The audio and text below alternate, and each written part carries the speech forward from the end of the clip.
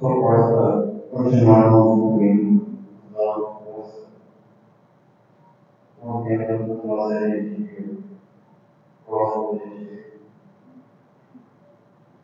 Nos ajudando a respeitar o nosso próximo, respeitar a vida dos outros, buscar a paz no nosso coração, para que possamos declarar essa energia contigo, levando os corações das pessoas que somos, buscando contigo, cada um passa para que está passando no momento, buscando contigo o que é, o que precisa, o que nós precisamos, que cada um está ao nosso lado, seja difícil por nós que estamos sendo difíceis para outras pessoas. Então, nós vamos para o nosso coração, nós vamos refletir. Quem somos nós? Que nossos defeitos tentar recuperar e estudar os defeitos dos outros. Eu realmente para cada um de nós, para que possamos curar, aprender, evoluir e entregar as nossas mãos no nosso defeito. A paz, o respeito, o amor, a caridade.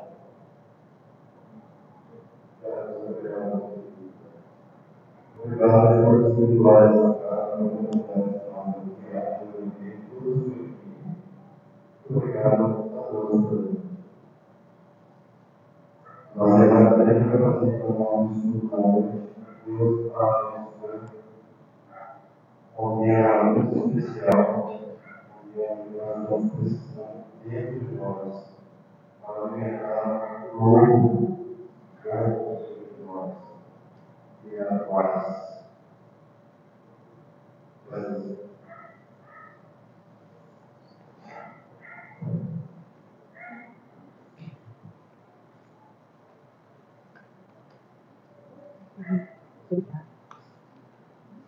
Meus amigos, boa noite a todos e que a paz de Jesus esteja com cada um de nós.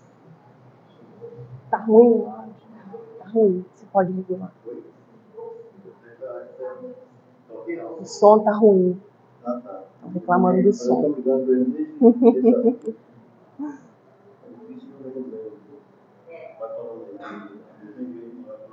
Vamos verificar aí se vai melhorar. Parece que melhorou um pouquinho, né?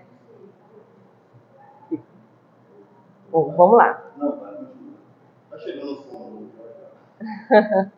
Se Deus quiser, em breve a gente resolve o problema.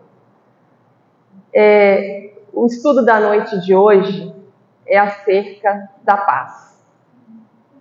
Esse sentimento, esse estado de espírito que todos nós buscamos. E foi especialmente difícil preparar esse estudo da noite de hoje, porque a paz que pode ser encontrada em mim, aquilo que traz a paz para mim, pode muitas vezes não ser o que traz a paz para cada um de vocês, nos dois planos da vida. Porque nós sabemos que existem pessoas que têm uma condição financeira estável, que muitas vezes é aquilo que alguns colocam como condição para que tenham paz, e esses que possuem não se sentem em paz. Outros desejariam o bem da saúde para se sentir em paz, e aquele que tem a saúde não se sente em paz. Então é muito difícil a gente atingir o coração de cada um, porque às vezes chegamos aqui buscando a paz, mas de formas diferentes. Então o que é paz para mim pode não ser paz para vocês. E lembrando que essa passagem da noite de hoje, ela se deu num momento muito difícil para todos os apóstolos. Jesus havia sido entregue no Monte das Oliveiras, havia passado a noite preso, sofrendo todo tipo de castigo, todo tipo de punição, como se tivesse cometido algum crime. Ele que momentos antes estivera preocupado por causa da deserção, que ele já sabia que ia acontecer dos seus discípulos, mas preocupado não por ele, preocupado pelos seus discípulos, preocupado talvez pela falta de fé e de determinação. Ele que foi humilhado de todas as formas, ele que foi preterido porque a multidão gritou por Barrabás, ele que carregou a cruz, foi pregado nela e ali desencarnou. Após, no terceiro dia, ele chegou para os seus discípulos que já estavam fechados numa casa, com medo do que poderia acontecer com eles.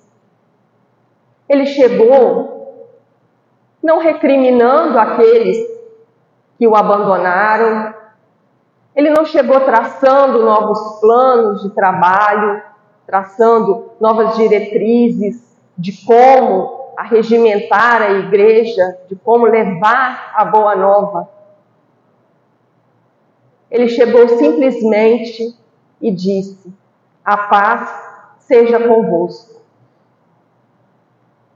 E talvez essa tenha sido a frase que mais tenha marcado aqueles discípulos, que poderiam esperar tudo, menos um desprendimento tão grande do seu mestre. E é sobre isso que a gente vai falar hoje, que Emmanuel vem trazer nesse capítulo do livro Caminho, Verdade e Vida, que muitas vezes nós chegamos nas instituições espíritas, nas igrejas a quais frequentamos, interrogando o porquê a espiritualidade não resolve definitivamente os problemas que tiram a nossa paz no mundo. Porque os espíritos, os emissários do invisível, não proporcionam todas as descobertas sensacionais do mundo, seja no campo da ciência, no campo tecnológico. Porque os espíritos não trouxeram ainda as curas para as doenças? Porque não acabaram com as guerras? Muitos chegam com esses questionamentos ao adentrarem num templo de qualquer denotação religiosa, seja aqui o Centro Espírita ou qualquer outro. Só que essas pessoas se esquecem, eles não compreendem que a espiritualidade jamais vai nos tirar a capacidade de trabalho. Eles não vão fazer o dever que cabe a cada um de nós. Assim como nós que somos estudantes ou que somos pais, não vamos deixar que o outro faça a nossa lição de casa, a espiritualidade também. Ela quer que cada um de nós dê a sua parcela na formação da paz desse planeta. E Emmanuel vai continuar dizendo assim: vejamos o mestre com os discípulos quando voltava a confortá-los do plano espiritual. Não lhe observamos na palavra qualquer recado torturante. Ele não estabelece nenhuma expressão de sensacionalismo, não adianta em conceitos de revelação sobrenatural. ele apenas demonstra a sua sobrevivência e lhes deseja a paz. E Emmanuel questiona: será isso insuficiente para a alma que procura a integração com a vida mais alta? Ou seja, será que não basta para nós a consciência de que somos espíritos eternos para que possamos nos sentir em paz? Será que não basta sabermos da grandiosidade do amor de Deus por cada um de nós, que espera pacientemente a nossa evolução? Será que não é suficiente termos em mãos o relato de tantos irmãos que já passaram para o outro plano da vida, nos mostrando os melhores caminhos, contando das suas quedas, dos seus sucessos, dos seus arrependimentos? Será que isso não nos basta para que a gente sinta a paz? A paz de sabermos, a paz de termos uma trilha já determinada para que cada um de nós possa seguir? E ele continua: não envolverá em si grande responsabilidade o fato de reconhecerdes a continuação da existência além da morte, na certeza de que haverá exame dos compromissos individuais adquiridos aqui? Nós já temos tantos benefícios a nosso favor, foi-nos dado tantas oportunidades de virmos, de progredirmos. Cada vez que aqui pisamos no solo da terra, fazemos para aprender algo, para completar o nosso ser com alguma virtude que ainda nos falta.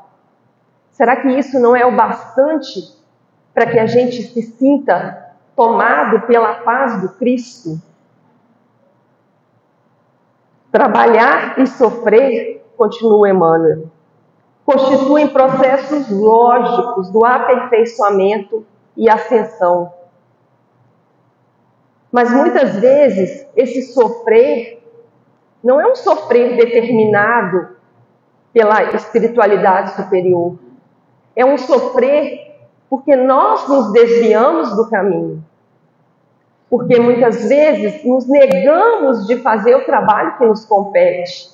Então vem Deus como um Pai amoroso e tenta nos corrigir, nos levar de volta para o caminho que deveríamos estar trilhando. E ele continua: e que atendamos a esses imperativos da lei natural das coisas, da lei de Deus, da lei de evolução das criaturas, com bastante paz. Esse é o desejo amoroso e puro de Jesus Cristo. Esforcemo-nos por entender semelhantes verdades, pois existem numerosos aprendizes aguardando grandes sinais, como preguiçosos, que respiram à sombra à espera do fogo fato do menor esforço, esperando e acreditando na ilusão de que de braços cruzados nós vamos poder agregar alguma coisa nesse mundo, que vamos poder construir a paz. Jesus falou para nós no Sermão do Monte: bem-aventurados são os pacíficos, porque eles herdarão a terra. O pacífico é aquele que age na intenção de levar a paz por onde ele caminha, de sentir a sua consciência em paz. Esses que desejam profundamente a paz é que permanecerão aqui no planeta Terra depois da transição do planeta.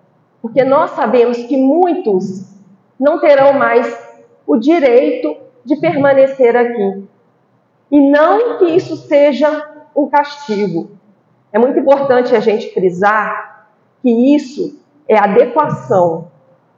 Se nós não estamos acompanhando os outros alunos da classe, não é justo atrasarmos os outros e não é justo com o nosso aprendizado que passemos por cima de coisas importantes para aprendermos, de experiências para adquirirmos. Então, o que Deus nos proporciona? Repita de ano para o seu bem, para consolidar o seu aprendizado. E é isso que vai acontecer com muitos espíritos aqui na Terra. Eles vão ser convidados a se retirar do planeta para passar novamente por experiências que venham a somar no seu crescimento. E aquele que deseja acompanhar o ritmo natural do aprendizado, esse herdará a terra. Mas ele também nos disse: bem-aventurados os pacificadores, aqueles que já agem como instrumento divino aqui na terra, levando a paz. E ele nos diz, completando, que esses, os pacificadores, serão chamados de filhos de Deus. E sendo filhos, tendo direito às heranças divinas. Jesus, na última ceia, nos últimos momentos em que ele esteve com os seus discípulos, ele disse a eles: se me amais, guardai os meus mandamentos. E eu rogarei ao Pai, e ele vos dará outro Consolador, para que fique eternamente convosco. E mais abaixo ele continua: mas o Consolador, que é o Espírito Santo, a quem o Pai enviará em meu nome, ele vos ensinará todas as coisas e vos fará lembrar de tudo o que vos tenho dito. Esse Consolador já chegou para todos nós. Nós já temos acesso a esses ensinamentos. Ele já está conosco. E não adianta alguns quererem colocar como pretensão do Espiritismo ser o Consolador prometido, porque não é pretensão, meus amigos, é a realidade.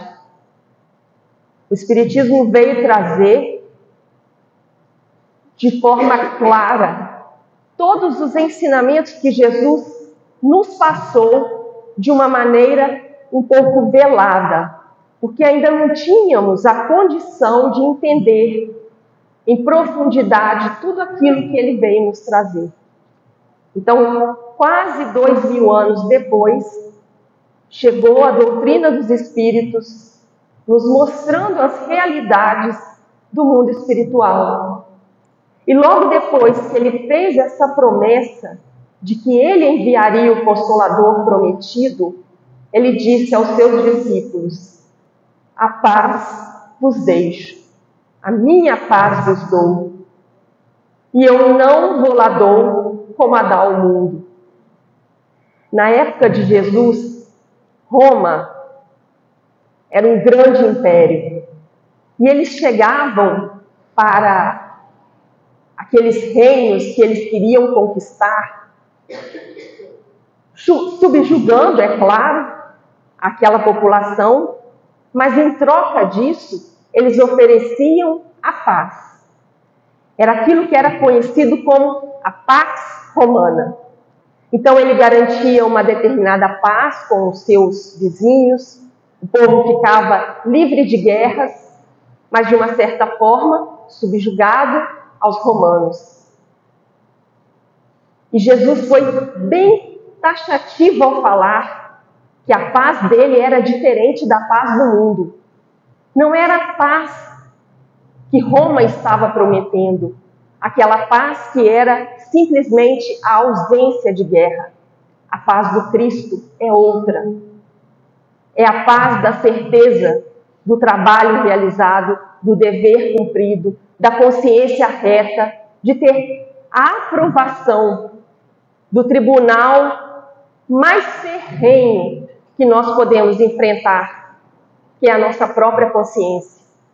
E ele é tão ferrenho que dos outros tribunais, talvez, nós possamos fugir, nós consigamos nos esconder, mas da consciência é impossível.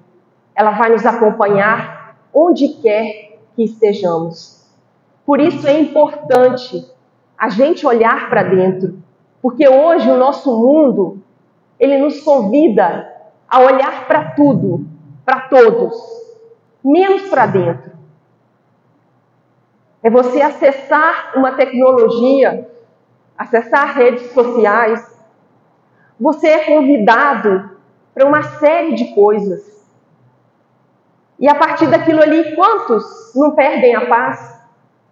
Porque existe um que está na abastança, enquanto eu estou com dificuldades. Existe outro gozando saúde, enquanto eu me encontro doente.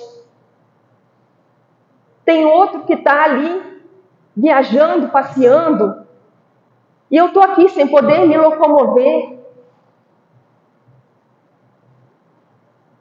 Não que nós não devamos olhar para aquilo que está à nossa volta. Nós devemos sim olhar com a intenção de ajudar, de aplacar o sofrimento, sem deixar que aquilo nos tire a nossa paz.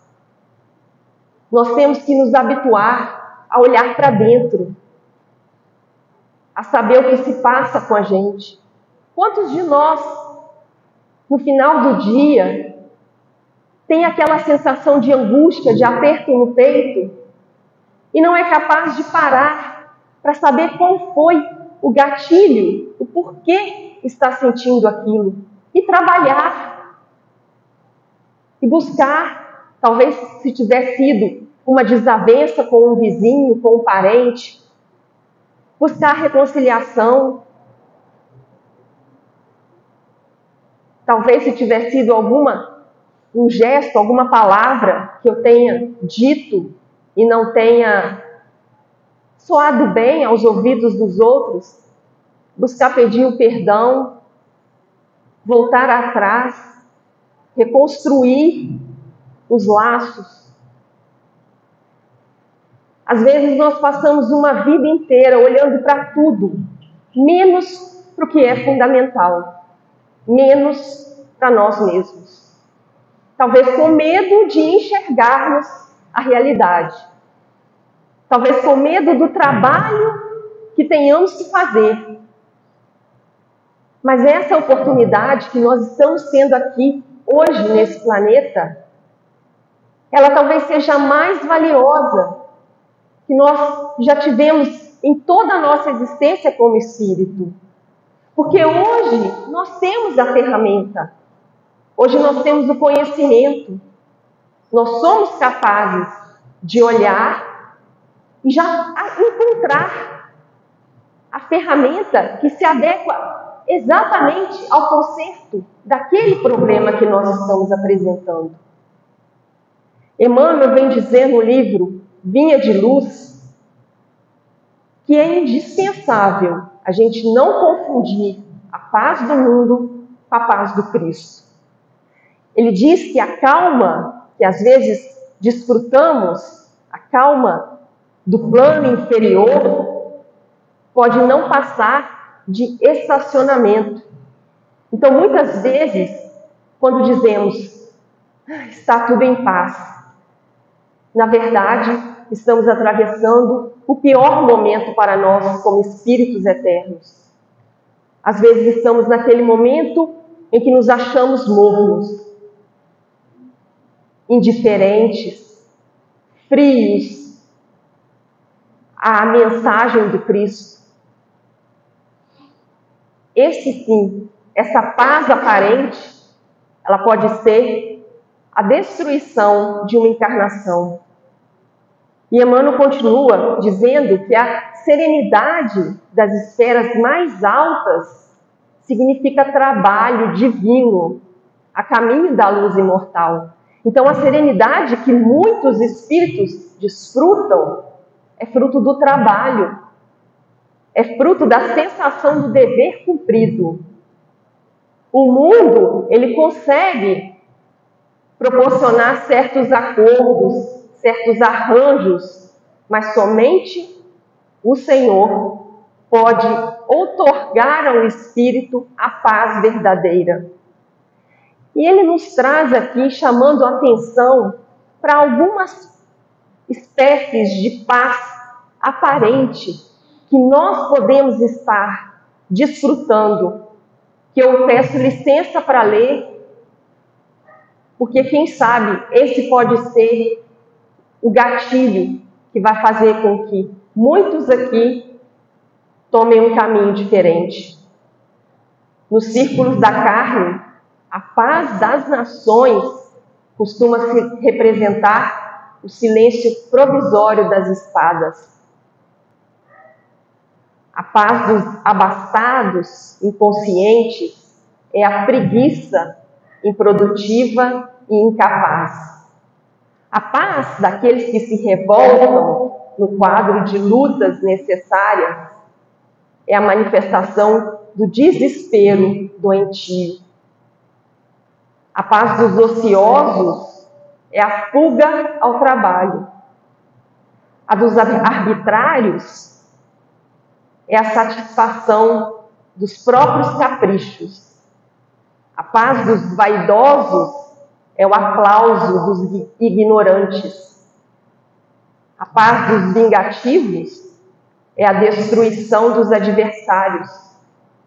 A paz dos maus é a vitória da crueldade. A dos negociantes, sagazes, espertos, é a exploração. A daqueles que se agarram às sensações inferiores é a viciação dos sentidos. Da mesma forma que a paz dos comilões é o repasto opulento do estômago, embora haja fome espiritual no coração, porque todas essas representam paz fictícias. E ele vai trazer em mais um livro chamado A Semente de Mostarda, Emmanuel vai nos dizer que aquele que está esperando a paz, especialmente a paz do Cristo, tem que se recordar, se lembrar o preço da paz obtida por Ele, o Divino Mestre e Senhor. E a gente vai acabar reconhecendo que a paz, muitas vezes, chega até nós através das mais dolorosas e difíceis situações. A gente vê na nossa sociedade hoje, está tudo mudado. A sociedade se transformou, a tecnologia fez com que a sociedade se transformasse. E aquele modelo antigo que nós conhecíamos de gerir essa sociedade, ele não serve mais. Só que nós ainda não encontramos o modelo correto. Nós ainda estamos nessa busca pelo modelo correto, apesar dele já ter sido difundido há 2000 anos atrás. Nós já sabemos qual o modelo, nós só não estamos dispostos a colocá-lo em prática. Talvez falte a atitude de cada um de nós de levar adiante o pouquinho de paz que já conseguimos encontrar para aquele que está ao nosso redor.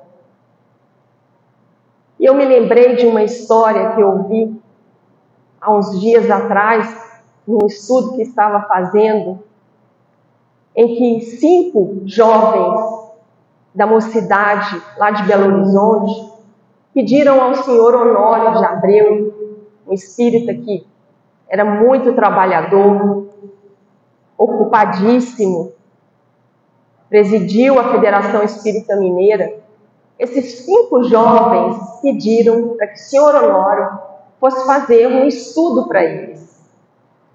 Só que eles já pediram achando que ele ia negar, mas ele foi. E no final do estudo, um dos jovens chegou até ele e falou assim: seu Honório, o que trouxe o senhor aqui, sendo tão ocupado, para fazer um estudo para 5 pessoas? E ele falou assim: eu não sei em que solo eu estou semeando. E um daqueles solos que o senhor Honório estava semeando com a palavra do Cristo era Haroldo Dutra Dias, um grande estudioso, palestrante, conferencista, conhecido internacionalmente. Ele era um daqueles solos que o senhor Honório plantou uma sementinha. E existe um provérbio, eu não vou me lembrar de qual país, que diz que é possível a gente contar as sementes de um fruto, mas é impossível que possamos contar os frutos que uma semente pode dar. Um espírito como Estevão, que foi um adversário de Paulo, na época ainda Saulo de Tarso. Estevão, quando olhou para o seu adversário, para aquele que determinou a sua morte, o perdoou, plantou naquele solo uma semente, que mais tarde, nas portas de Damasco, ao encontrar Jesus, aquela semente começou a germinar. E os frutos dela nós estamos colhendo até hoje. Porque se não fosse essa semente desse perdão plantado no coração de Paulo, talvez nós hoje não conhecêssemos nem a metade do que conhecemos acerca do Evangelho. Então nós nunca podemos subestimar o nosso trabalho de plantar. Porque é lógico, os solos são diferentes. Uns darão 30, outros 60 e outros 100. Mas mesmo que dê um fruto, esse fruto estará carregado de sementes. E essas sementes de outros frutos e de outras sementes. Então o trabalho, por exemplo, de um evangelizador na escolinha, que venha uma criança, ele está plantando. E quem vai colher somos nós, enquanto sociedade.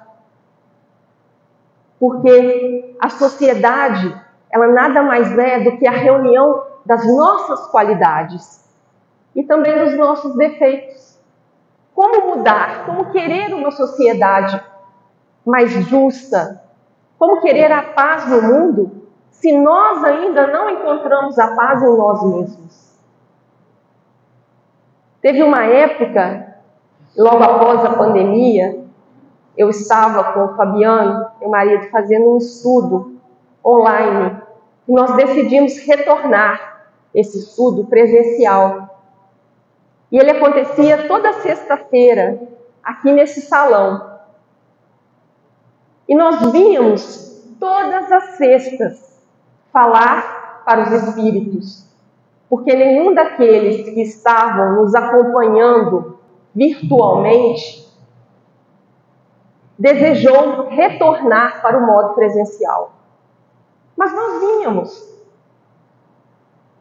Mesmo que a pessoa que passasse ali na rua olhasse para cá e falasse: tem 2 doidos ali falando sozinhos no salão. Nós sabíamos que a espiritualidade trazia para o nosso estudo aqueles espíritos que precisavam ouvir aquilo que nós íamos falar naquele dia. Nós estávamos estudando o livro Os Mensageiros, de André Luiz. E nós terminamos o estudo sem a presença de nenhum encarnado. mas nós temos a certeza que a espiritualidade trouxe para cá todos aqueles que precisavam daqueles conhecimentos. E nós não sabemos quantos frutos podemos ter colhido, mas não importa, porque a parábola do semeador nos diz que aquele que semeia saiu a semear, mas ele não voltou para ver se a semente que ele semeou deu frutos, quantos frutos deram, se os frutos eram saborosos. Nós simplesmente sabemos que o semeador saiu a semear.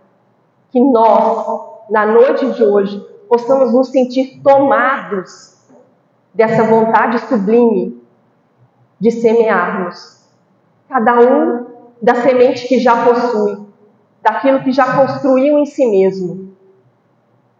Não olhe para trás, olhando, procurando frutos. Olhe para frente, um campo enorme que ainda nos cabe semear. Que cada um de nós possamos na noite de hoje encontrar a paz do Cristo, aquela verdadeira paz que aqueles primeiros cristãos, quando iam para as arenas serem devorados pelas feras, sentiam nos seus corações. Aquela paz inabalável, na certeza de que o que ia perecer ali era o corpo, mas que o espírito, ele ia ganhar a vida eterna. Que Jesus abençoe a cada um de nós e siga nos inspirando nesse trabalho de semeadura da paz no nosso mundo.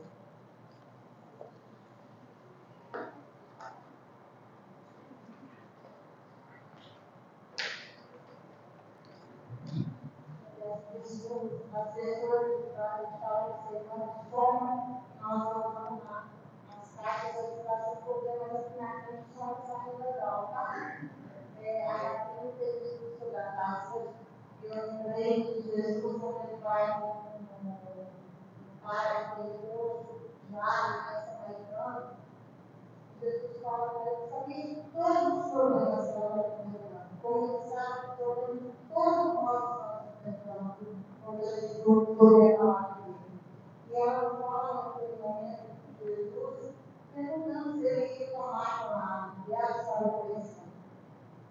Jesus falou com ela, se ela tomasse ele dizia, nunca mais vai existir. Então, essa água existe da cultura da gente sabe.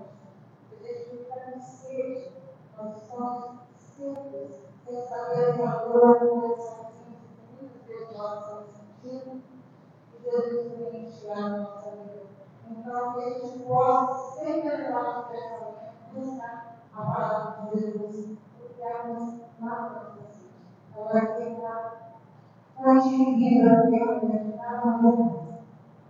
A carrinha de nós formamos necessidade de legislação e muitas vezes eu recebi um convite para viver aqui. Por estragada.